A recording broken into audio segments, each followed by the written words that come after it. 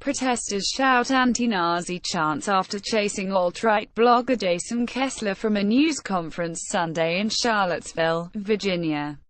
Chip somodevilla getty images to discuss the horrific events in Charlottesville this weekend, and the grotesque response to them from President Trump. I spoke by phone with Jelani Cobb, a staff writer at The New Yorker and a professor of journalism at Columbia University.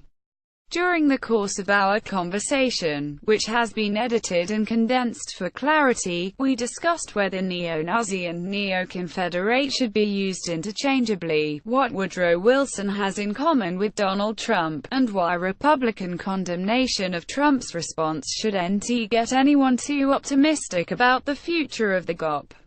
Isaac Chotino: is there another moment in recent American history that reminds you of the one we are in now, with high-level sanctioning a support of this insanity? Jelani Cobb: there are a few. George Wallace is the one people think about. There's the Southern strategy and Nixon, to see just how they could cobble together this coalition that included Southern whites around issues of race. Even Reagan, with the nod and wink thing he did in Philadelphia, Mississippi during the 1980 campaign, where he came to the place where civil rights activists Cheney, Goodman, and Schwerner had been killed and said he believed in states' rights. But really those parallels are more superficial. The most striking parallel I see to this time was almost exactly a century ago. On the verge of the United States' entry into World War I, there had been an upsurge for the preceding 2 decades of anti-immigrant fervor. It had been driven by the sentiment that people were taking jobs and bringing crime, that they were not fit for democracy, all these concerns. It was directed at Jews, Italians, the Irish, and certainly the Chinese. It was expressed in popular culture and enjoined with American racism in a way we find very familiar now. In fact, the historian Linda Gordon has a book that just came out on this called The Second Coming of the KKK. If you look at the circumstances that facilitated the emergence of the KKK as a really formidable organization, it was everything we are seeing now: anti-immigrant fervor, economic concerns, ideas about maintaining white supremacy, that white men were being displaced. And it culminated in the Immigration Restriction Act, which sounds very similar to what the Trump administration wants to make, to get more of the people you say are like you and being outnumbered. At that point, they also received sanction from Woodrow Wilson, when he screened the birth of a nation in the White House and allegedly said that it was like history written with lightning. So there was sanction for these views in 1915 and 1916 and 1917 from the highest offices in the land. Tom Skoker had a tweet that said, "The depressing reason we use Nazi to refer to our domestic racist goons is that it's the one pose they take that's universally rejected." What are your feelings about labeling the white nationalist and neo-Confederate movement as Nazi? Yeah, I think that Nazi is the only unqualified evil, or at least has been the only one unqualified, because we have had a very mealy-mouthed ambivalence about the Confederacy, and we have tried to nuance it and make all those contextual claims to complicate the story of an alliance that was fighting for the preservation of slavery. And so when we say Nazi, we summon the idea of the United States' moral victories, and military ones. We are not personally implicated. This country doesn't feel personally implicated in the evils of Nazism. We are able to denounce it with a clear conscience. I think some of these people self-identify as neo-Nazis and apply Hitler's ideas.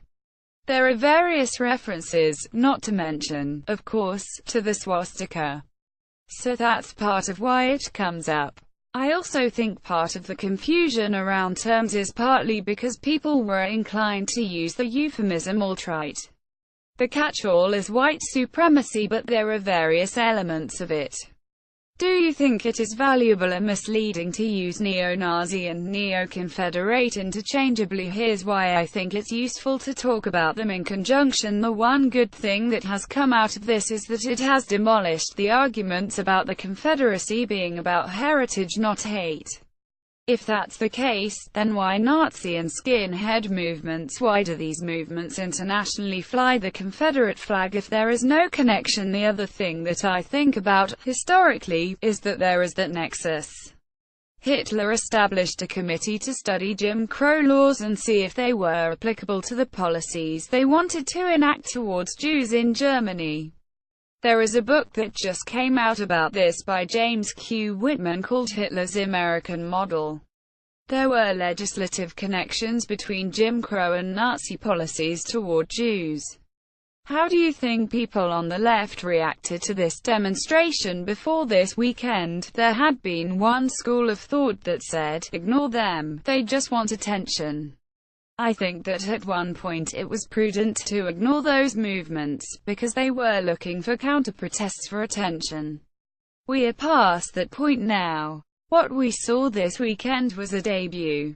If you saw all these people marching together, and we know about the esprit de corps that comes with people marching together in a regimented fashion, they get high off that. They have drawn first blood and taken the life of one of their opponents. What would a movement like that do except look for something bigger? Now, from what we know of history, Nazis don't respond to appeasement, right? Exactly. So I think this would prompt them to do something bigger and maybe cause more casualties. We are at a much more dangerous point than we were 72 hours ago. Right. I was thinking that if we lived in a world where the president, before the rally, had disavowed and condemned them, then maybe it's worth ignoring them. But when this has official support or sanction from the White House, then it's hugely important. I mean, at this point, if he did, and I saw the statement the White House put out Sunday measuring the reluctance with which he does so, yeah, the ship has sailed, and did long ago, because our president is sympathetic to white nationalism. What have you made of the responses from Republican officeholders in the past 24 hours? What we have become accustomed to in these last 7 months or, God, 8 months of Trumpism. Is that 8 months now? A Slate's resident interrogator, Isaac Chotina, has tangled with Newt Gingrich and gotten personal with novelist Jonathan Franzen. Now HES bringing his pointed, incisive interview style to a weekly podcast in which he talks one-on-one with newsmakers, celebrities, and cultural icons. Jesus. We have been accustomed to the milquetoast references to being troubled or disturbed. It was striking to see a Spectrum say he needed to state it was white supremacy, all the way to Orrin Hatch saying his brother died fighting Nazis. There are still people who remember Nazism. It still does strike a nerve somewhere. What does it make you think about the future of the GOP as a white nationalist party going forward? The thing that is complicated about this response is that you just don't know what it means. Nikki Haley spoke evocatively and passionately during the campaign about the demagogic claims he was making about people, and her parents, as immigrants. And then she turned around and accepted a post. There is a real question of whether this will culminate in anything beyond statements.